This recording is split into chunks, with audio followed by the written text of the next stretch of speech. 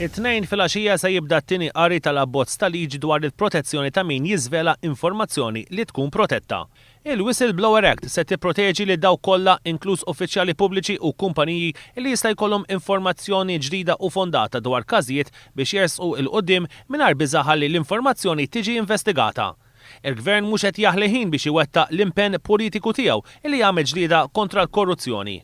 Wara li diġà neħħa il-liġi tal-preskrizzjoni għal politiċi dwar reati relatati mal-korruzzjoni, fis-26 ta' Ġunju li għadda, il-Gvern ippreżenta l-ewwel qari tal-liġi tal-whistleblower.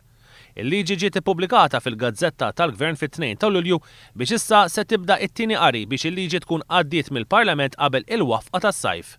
Bekk il-protezzjoni tkun tneħħit minn fuq il-politiċi li wettqu korruzzjoni u ngħatat lin-nies li jiksfu l-istess korruzzjoni. Dan l-abbozz ta' liġi għandu differenzi sostanzjali mill-abbozz li kien tħejja minn amministrazzjoni preċedenti imma li qatt ma tressa għad-diskussjoni fil-Parlament. Ewlenin fosthom il-Gvern se jara li dan l-abbozz m'għandux jagħti protezzjoni biss lill-individwi onesti li jridu li ssir ġustizzja, imma liġi għandha tinċentiva wkoll lil min għamel il-ħażin ma' ħaddieħor biex jikxef il-ħażin li jkun sar. Il-liġi tagħti lok ukoll għal diversi possibilitajiet biex jinħoloq bilanċ bejn l-interess tas-sewwa u l-inċentivi li jridu jingħataw biex dak li jkun jikxef. Il-liġi tassigura li l-identità tal-persuna illi tikxef l-informazzjoni ma tistax tiġi żvelata mingħajr il-kunsess espress tiegħu jew tagħha.